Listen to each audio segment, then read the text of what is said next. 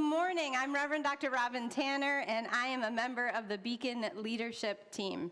And I am Jean Crichton, one of the leaders of our tri-partnership with Barot, Transylvania, and Jawai in India. We want to welcome you this day to Beacon, a community committed to cultivating radical inclusion, to feeding the human spirit, and healing the world. Today we are celebrating relationship and honoring the time it takes to cultivate relationship. It's been 29 years since we began our partnership with Barot, Transylvania, and just a few months with Jawai, India. And we will be lifting up this day those who are marking 30 years, 25 years, 10 years, and 5 and first-year anniversaries here at Beacon. How about you, friends who are connecting with us? Can you drop in the chat your name, pronouns, and the location that you're joining us from? Sasha and Terry would love to connect with you in the chat. We are so glad you are here this day, however you are showing up. It matters. You matter. And together, these small sparks and bright flames, together we are a beacon. Welcome this day. Welcome.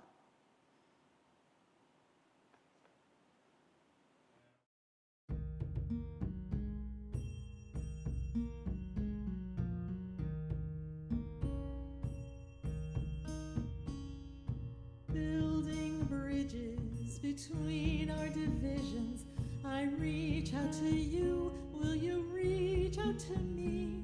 With all of our voices and all of our visions, friends, we could make such sweet harmony. Building bridges between our divisions, I reach out to bridges, will you reach out to visions? I reach out to you, will you reach out to visions? With friends we could make such sweet harmonies. Friends we could make such sweet harmonies. I reach out to bridges, will you reach out to visions?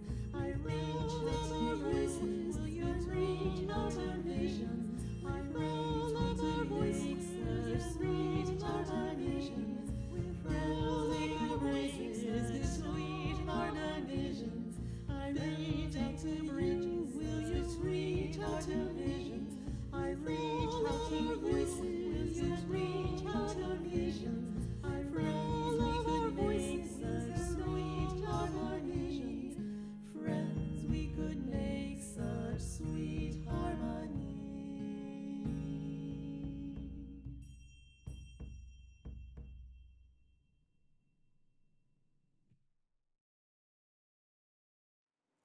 I'm Pat Vogler, a member of Beacon.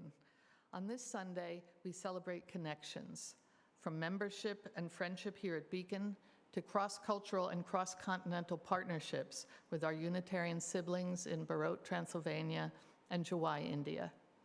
In doing so, we recognize that cultivating relationship takes intention, time, and commitment.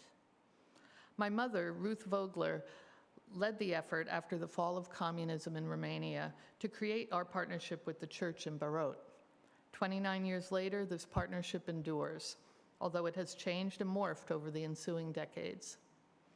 This day, we begin with the words of Ibu Patel. I believe every inch of America is sacred, from sea to shining sea. I believe we make it holy by who we welcome and by how we relate to each other. Call it my Muslim eyes on the American project. We made you different nations and tribes that you may come to know one another, says the Quran. May this light guide our way to the knowing.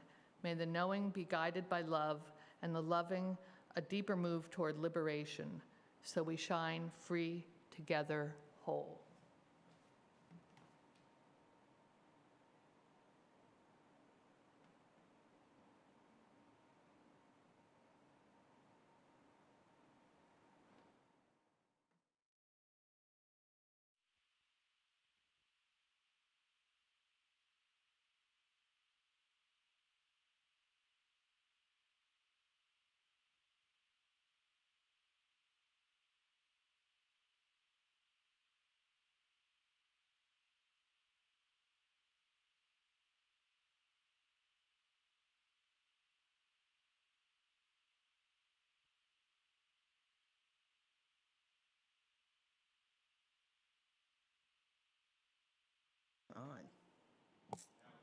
Okay, let's try this again. Good morning.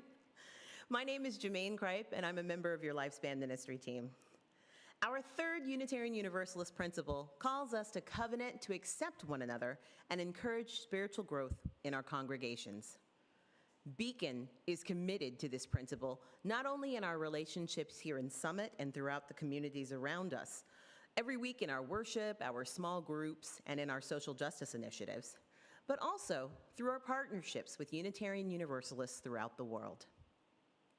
Partnerships between UU and Unitarian congregations in other countries forge connections that build lasting relationships that strengthen each other's faith, opening all of us up to new vistas of understanding.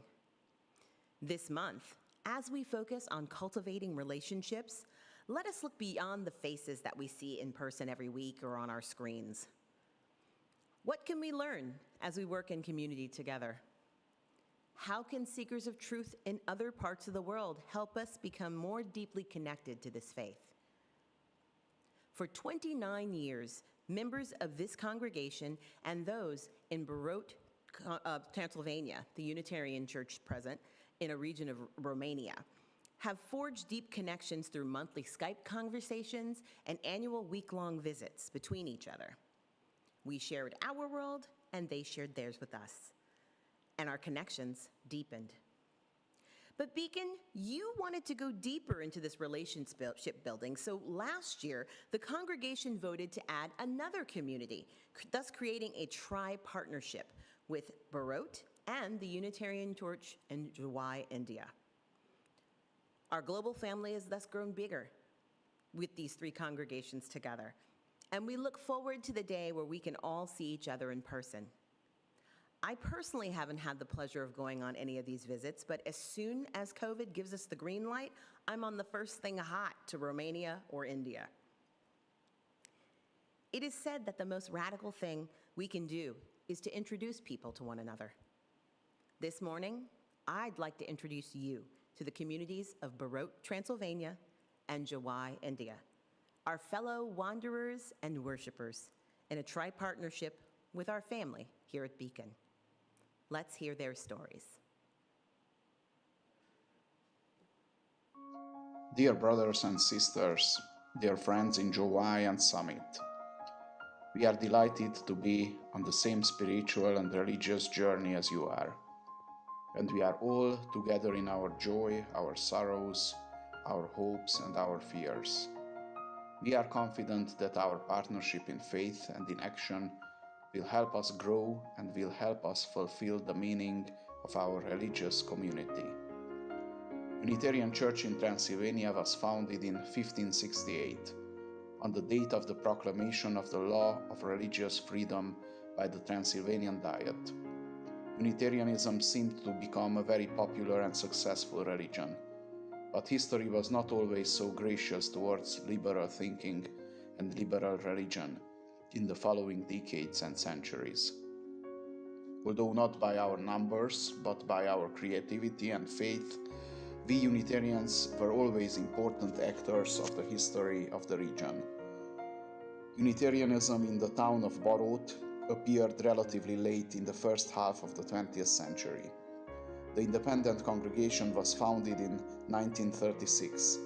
That was the date when the first minister of the community began his service.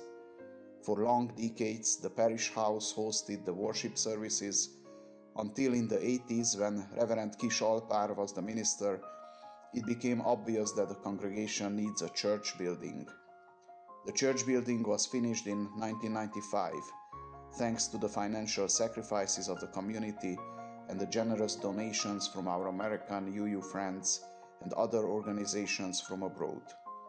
Some of our main interests as a religious community are being close to God, the Holy Spirit, and helping each other in our journey of discovery of this wonderful and blessed human life. Being close to each other, knowing each other, seeing and hearing each other, and being aware especially of those who are in suffering, in poverty, and in any kind of physical, spiritual, or social need. Being close to the society in which we live, be an active community in the town, and being a partner of all the other communities in our surrounding who wish to be at service of the higher good of the well-being of people. Being close to our environment, nature that is our common home, knowing it, discovering it, protecting it, and respecting it. Being spiritually close to those who are far away from us. Most of our families have at least one beloved member somewhere in the western parts of Europe, and we consider it very important to be in touch with them. We also cherish our partnership with you, our Unitarian sisters and brothers, 1,000 miles away from us in physical space, but very close to us in thinking, in beliefs, and in our commitment to build a better and a holy future for our communities. The one God, who we call in many ways, we pray in many languages and beliefs, bless all of us, our partnership, and our efforts to get closer to each other, to God's holiness, to ourselves, to Mother Nature, and through all these closer to God's kingdom that provides the possibility of happiness to many people, to all people.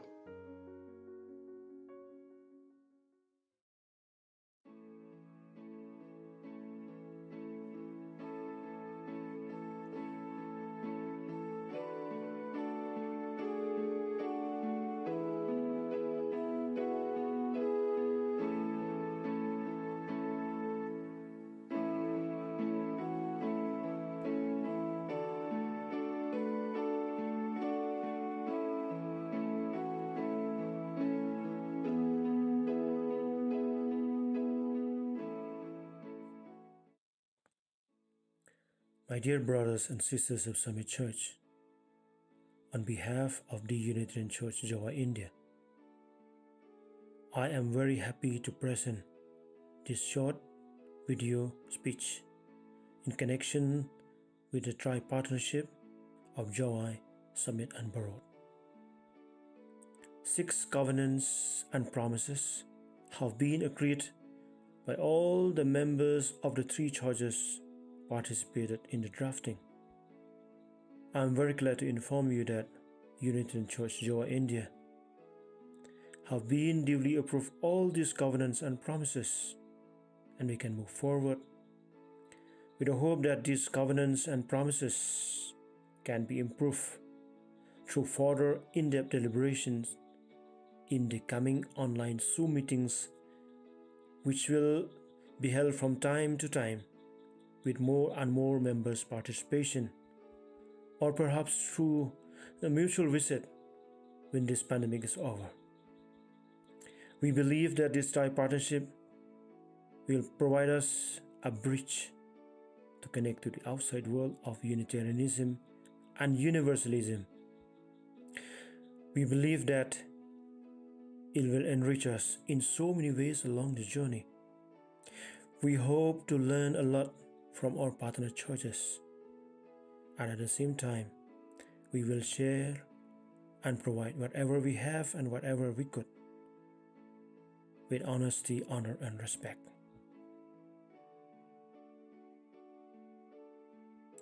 Unitarianism in northeastern India was founded by Hajam Kishore Singh Nongri, a layperson, on September 18, 1887 at Jowai Church, currently known as Unitarian Church, Jowai.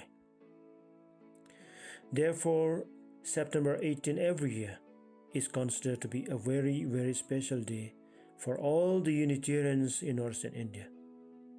This day was considered to be a day of celebration and freedom.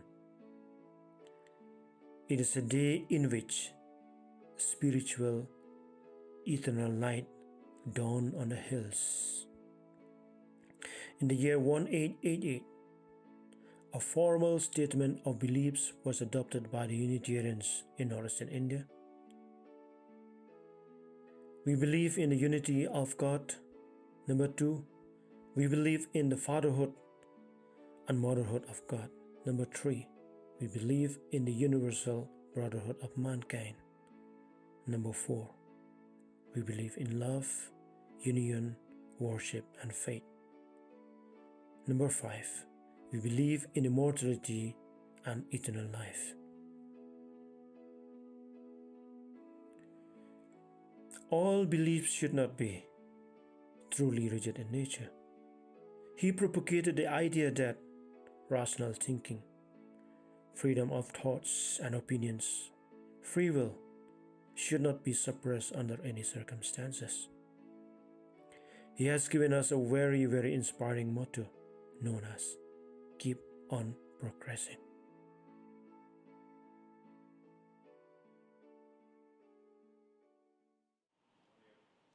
My name's Daniel Simbala. I'm a worship associate here at Beacon.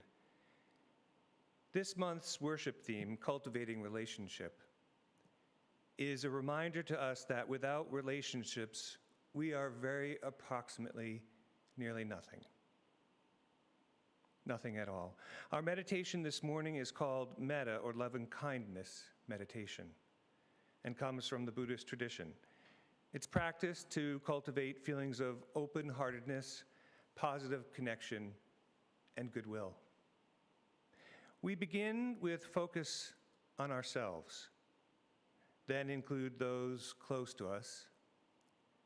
We then expand our focus to include others who we know or who we merely encounter. To the extent possible, we expand further to include even those who we find difficult or who may wish us harm. Now, sit as comfortably as you can in your seat. If you can, put your feet flat on the floor. Feel yourself being supported gently by your seat, by the furniture by the floor, and the floor ultimately by the ground of this earth. Imagine your spine as a string of pearls suspended gently from the crown of your head, erect yet supple. Rest your hands comfortably in your lap or on your thighs, and just breathe. In a moment, starting deep in your belly, breathe in, filling your lungs up through your chest, up to the top. Breathe in, then let it escape in one smooth exhale. Feel your body relax and your shoulders drop. So we'll do this 3 times. Beginning in the breath and release. And again in and release. Once more, in and out. Now, let your body breathe you. Let it take its own rhythm and pace. Gently entering our loving kindness meditation. Picture yourself as a young and beloved child, or yourself as you are now. Let your feelings arise with the words I speak as you repeat them internally to yourself. May I be filled with loving kindness. May I be safe and free from harm. May I be happy and well.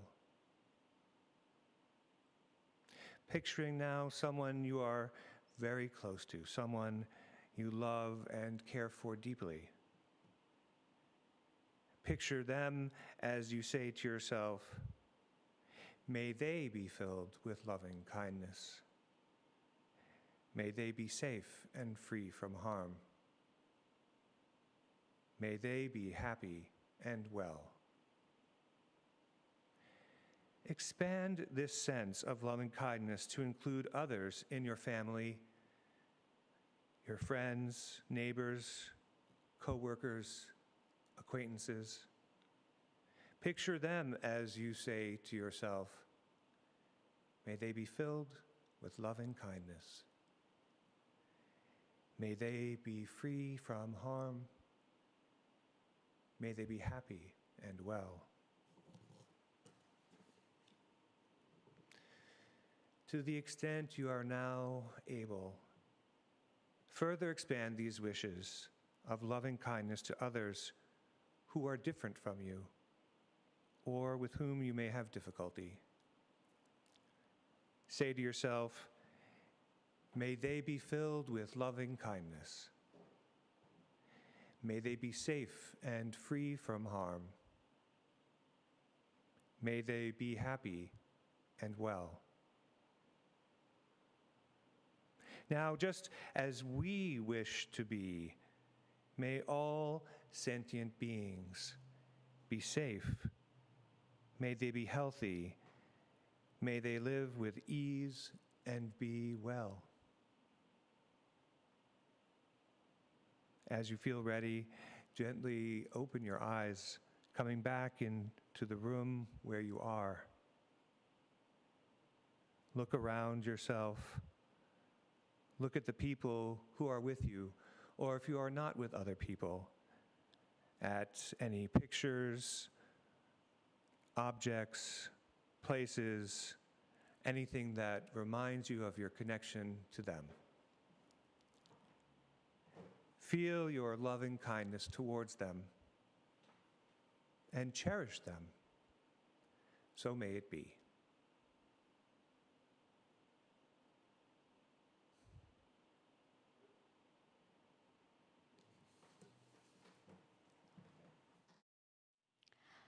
Life is filled with both joy and sorrow. This is the part of the service where we acknowledge both struggle and celebration. Each week, we at Beacon endeavor to honor the fullness of life. Begin by putting your hand on your heart. Feel the beating of your heart and feel our collective presence with you. If there is a struggle in your heart, we invite you to put a heart emoji in the chat for your struggle. Lift up in the chat the name of a person or a place that is struggling so that we can hold them together.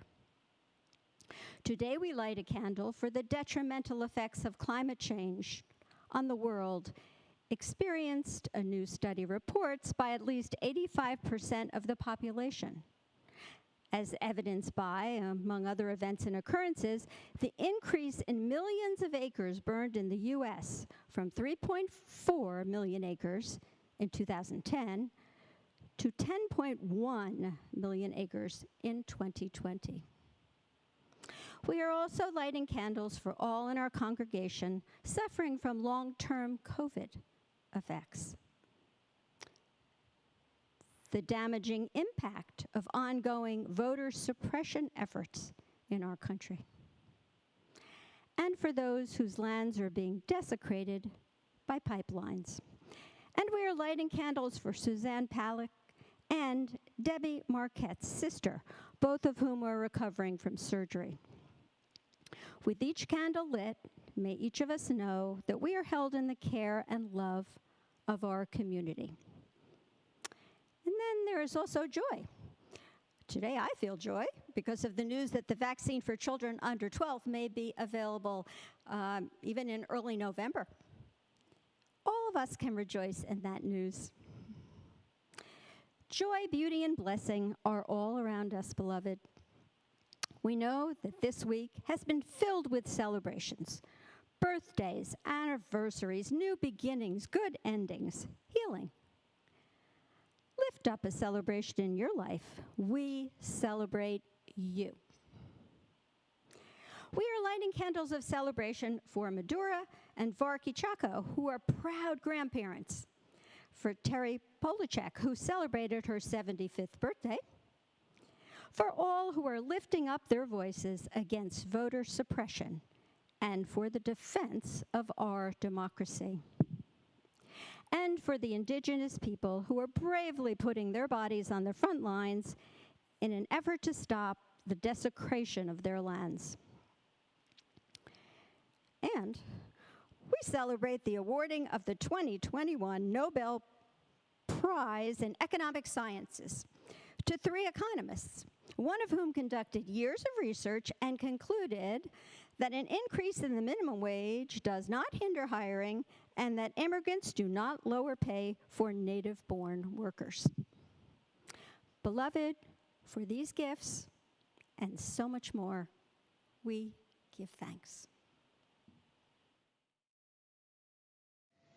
Isten lelke, jöjj el hozzánk, áld meg szívünk minden őszinte nagy álmát. Jöjj a széllel a tengerben, vezesd lelkünk az örök igazság útján. Szárnyakat kapsz, szabad leszel, Isten lelke, jöjj hozzánk, jöjj hozzánk.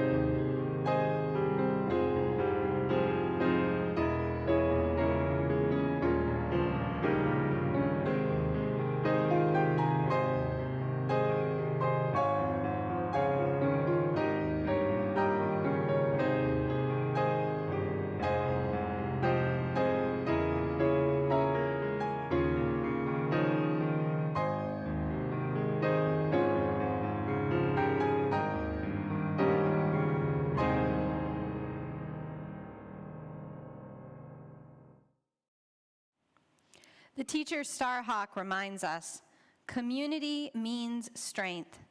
We are all longing to go home to some place we've never been, a place half remembered and half envisioned we can only catch glimpses of from time to time. Community. Somewhere there are people to whom we can speak with passion without having the words catch in our throats. Somewhere a circle of hands will open to receive us. Eyes will light up as we enter. Voices will celebrate with us whenever we come into our own power.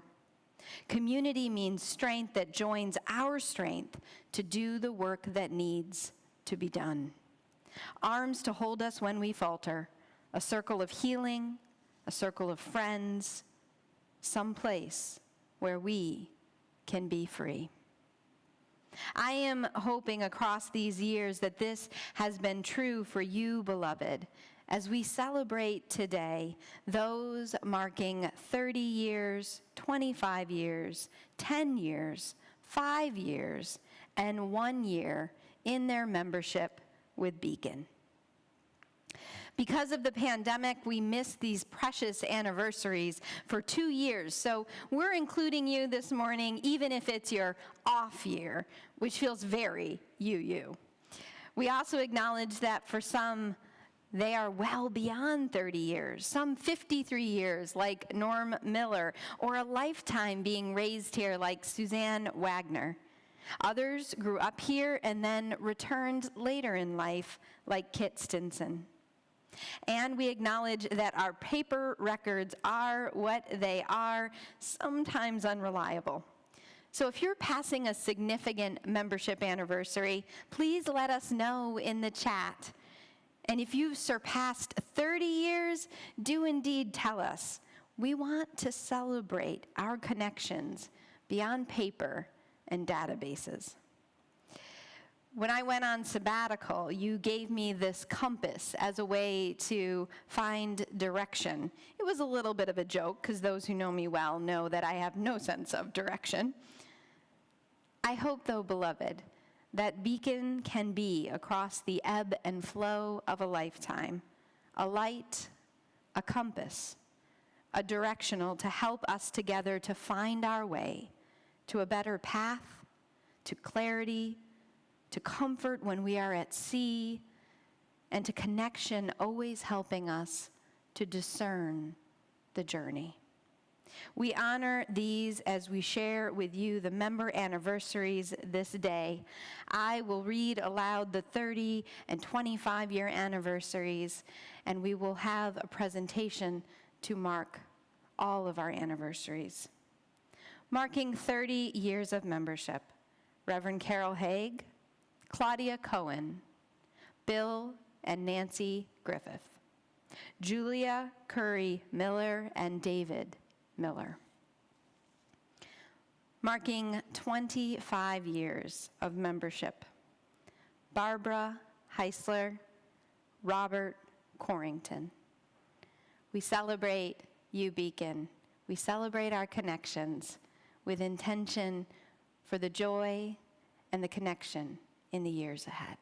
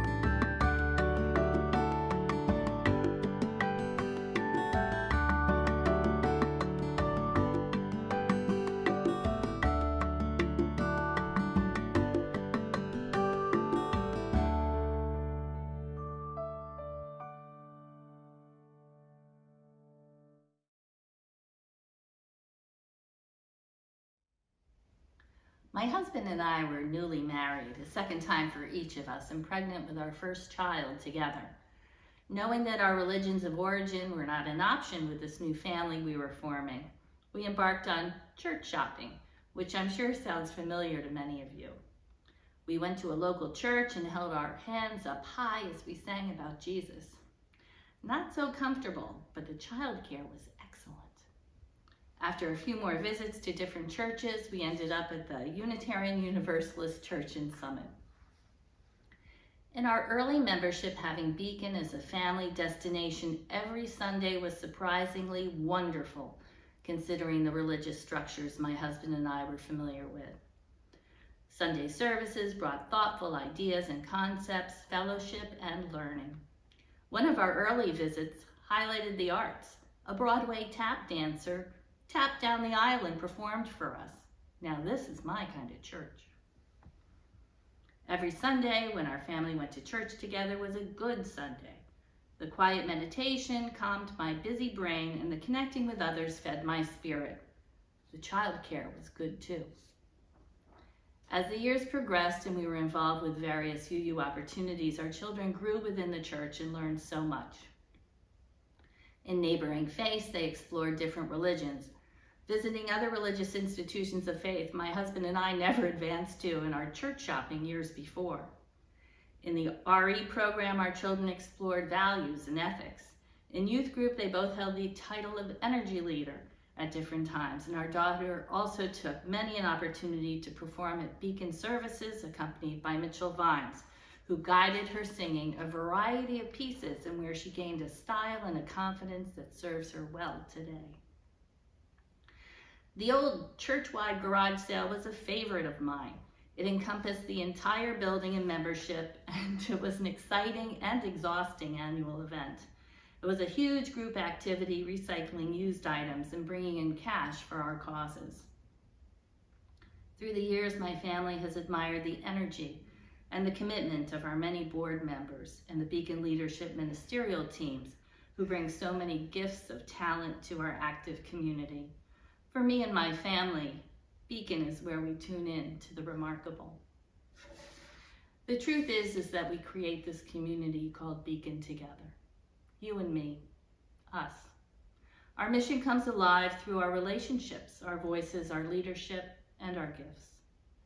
Now we move into a time where we give generously to support making that mission come alive in our lives and in the world. In a minute, you'll see ways to contribute to Beacon. We invite you to lean into this practice of generosity. I know firsthand, it makes a difference. Thank you.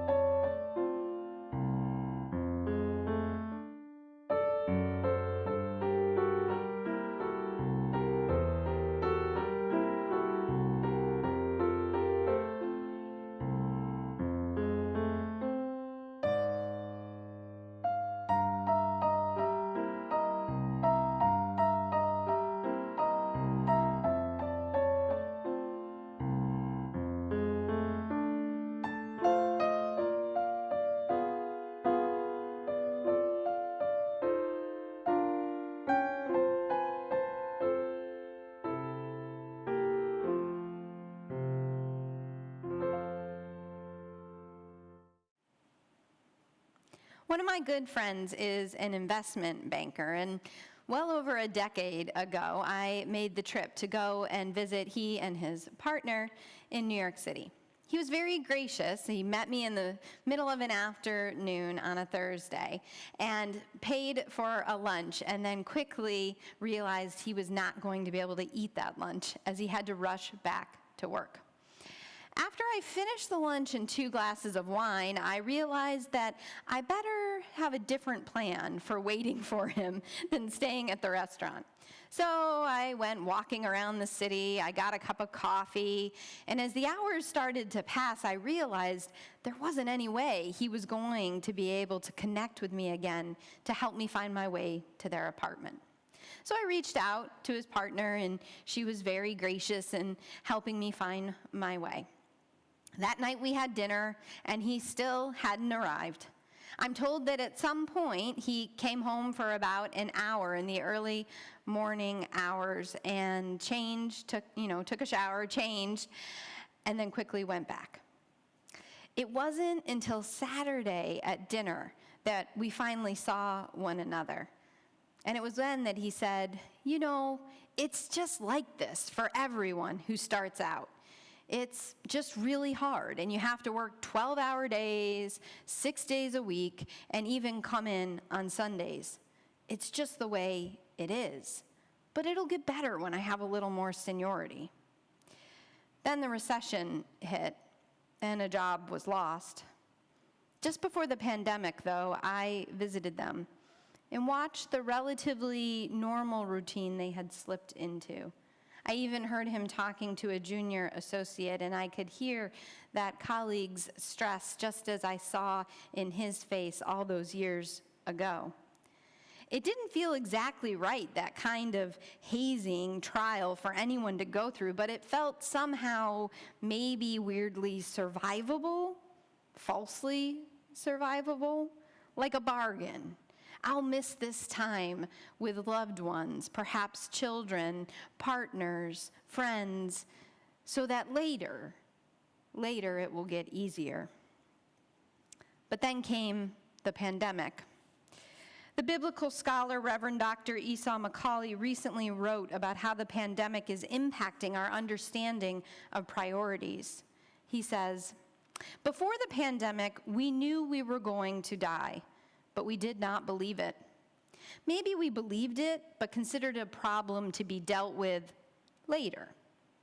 In the meantime, exercise and a reasonable diet were the tithes we paid to our fears. Friends with children came to see that living far from family meant that they did not have a social network that could help them when school and life logistics became difficult. COVID-19 showed us that when systems break, we need people. This was equally true for single friends who lived in areas where the entire social scene catered to married people with families. Being at home helped many people realize how lonely they were before the pandemic and how few people they could really turn to in need. The pandemic has reminded us that life is more than what we do. It is about whom we spend our lives with. We cannot hug a career or laugh with a promotion. We are made for friendship, love, and community." I used to have this reoccurring dream for years, and this is the point where those among us who are psychologists and therapists can begin taking notes on me. And in my dream, I was on an escalator. Sometimes I was going up, sometimes I was going down. But it was one of those massive escalators, like Mall of America escalator. And in my dream, the theme was always the same. I wanted to get off the escalator, and I couldn't possibly imagine how. I just wanted it to stop. I'm overwhelmed right now, and I know I'm not alone, because I see it in many of your faces, even over Zoom screens.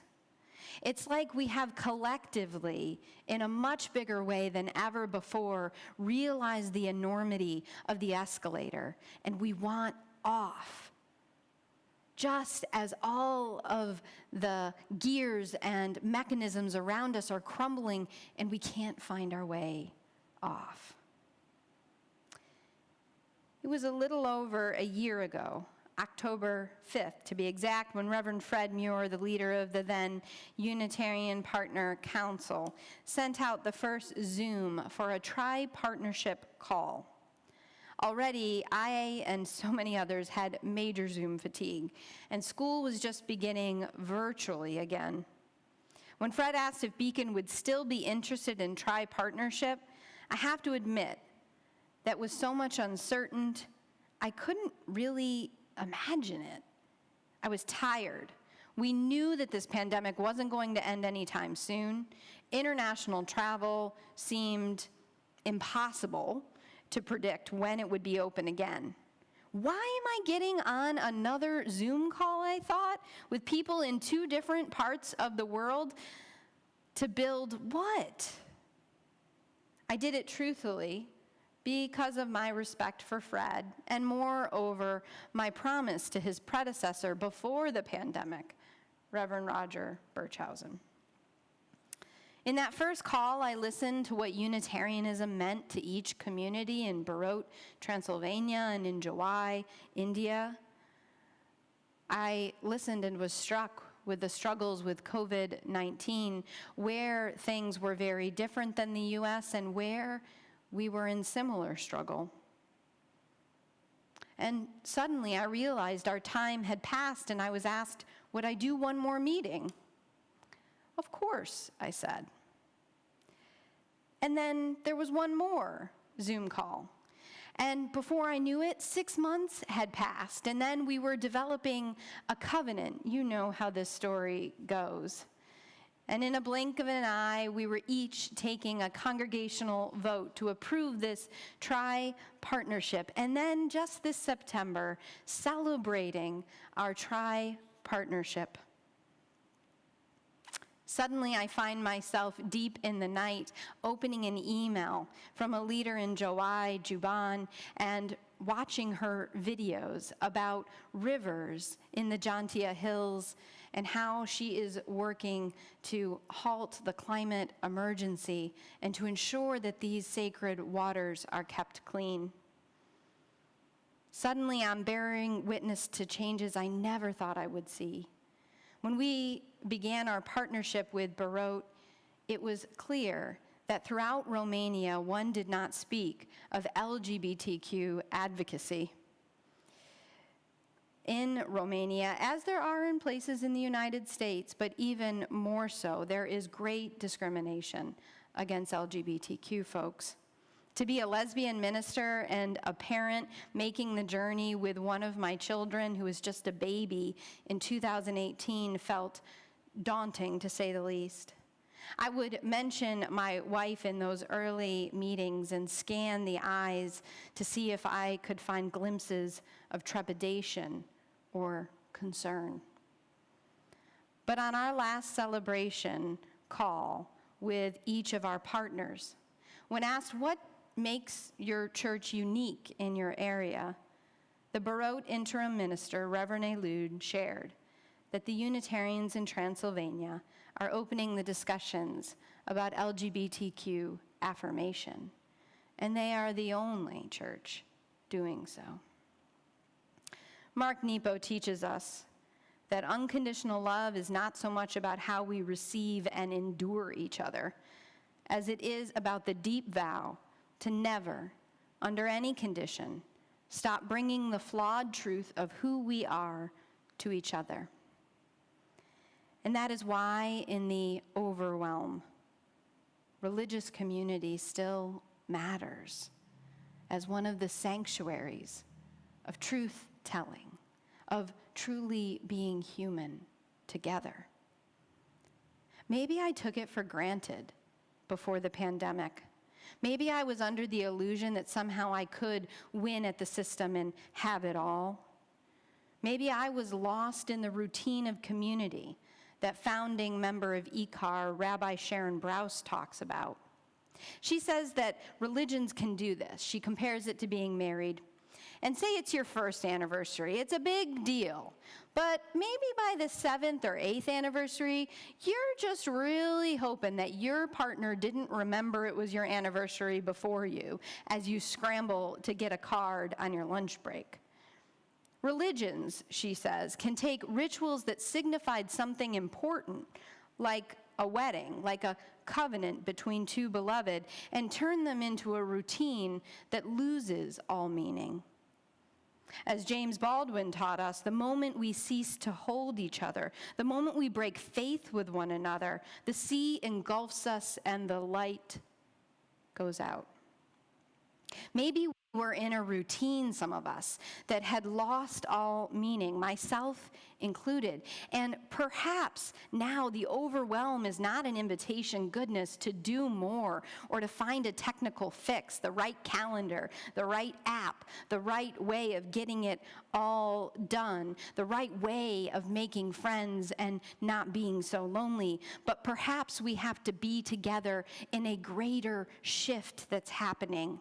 A change of a system where the old ways are crumbling, but the new way isn't yet clear. Maybe, beloved, we are the way off the escalator. We, in our fumbling, boring sometimes, idiosyncratic, and awfully deeply unsatisfying and imperfect ways. We, wherever we can be, not to do another job or checklist, but to be here and to say clearly the truth, even if the truth is, I'm overwhelmed and I don't know what to do. I feel like I'm failing. Maybe we can be the courageous people that Reverend Dr. Esau McCauley talks about, who can stay together in the overwhelm until it's clear. On Friday, Pat Vogler handed me this bumper sticker that she found in her mother Ruth's papers on our partner church program then with Barote. It says, "The most radical thing we can do is to introduce people to one another." I understand the context of this bumper sticker. For when we began our partnership, introductions were seen as taboo and even dangerous in Transylvania, where communism had just fallen. I read the bumper sticker a couple times, and I thought of Jawai and Barote, and I thought of each of you. Religion, this religion, Unitarian Universalism, is not some antiquated notion that we have evolved past. We need now to remember why we light this chalice and for whom and how this light could still guide us. We need to remember what it is to introduce and also to know, to love someone enough to tell them the truth, and to love the world enough to bear witness to the truth. The system we've been operating in will abandon us. Some of us know this from the pandemic, and many of us have known this long before. As Madeleine L'Engle teaches, I have been shown and I have seen. I cannot go back. My friend moved with his partner and their now 2 children to a quieter place near even more family. They gave up daily control of a business, and they both are changing in profound ways, mostly in building community and asking for help. I don't know where it ends, their journey, but I know that I see more pictures of sunrises and sunsets from them. And I wonder if this kind of time is exactly what we were made for. I think it cannot be enough for only a few of us to get this kind of opportunity to shift, to get off the escalator. And I believe, as our Universalist ancestors taught us, that there is enough if we make it so. And I think it's possible this shift might make it so if we don't settle for small fixes. On Tuesday, I gathered with 155 faith leaders and followed Indigenous leaders to the White House. We were demanding action to stop fossil fuels, the promulgation of them, in particular the pipelines. And as we marched, we sang, I did not come here alone. I carry my people in my bones. And I thought of us. all of us in my bones making that journey. The system is massive, and our daily lives can be absolutely overwhelming, but not all is lost, and beloved, you are not a failure. Let's keep hold of each other, tend to the light as lamp keepers, carry each other into what we cannot see but can know. For we did not come here alone. We carry our people, our stardust, our futures, our very light in our bones. So may we live with that strength together.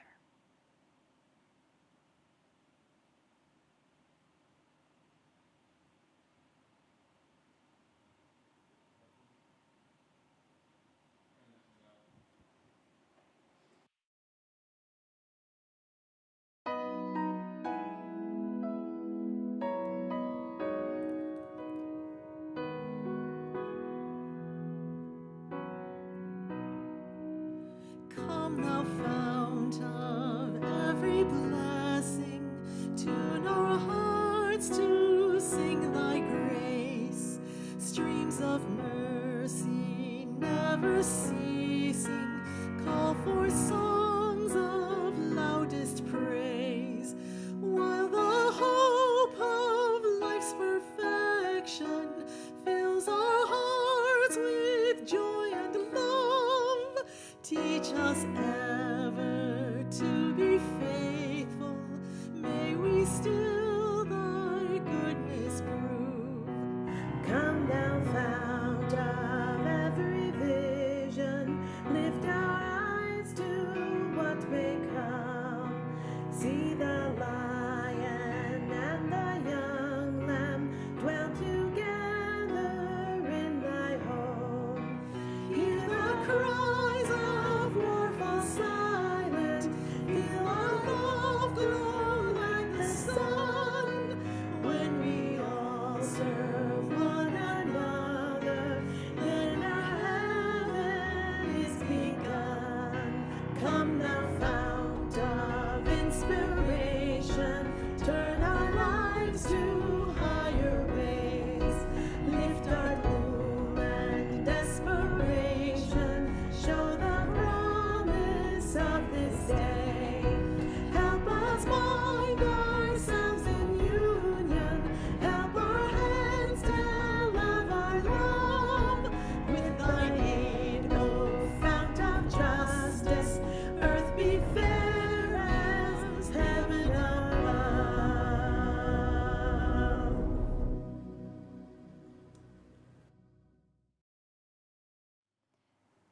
We extinguish this light, but we know it is but a symbol of a greater collective light. May that light guide our way to the knowing. May the knowing be guided by love, and the loving a deeper move toward liberation. So may we shine free, together, whole. Take this light, beloved, with you in the days and weeks to come. Shine on, beloved, knowing you do not go alone. You carry your people, our people, in your bones.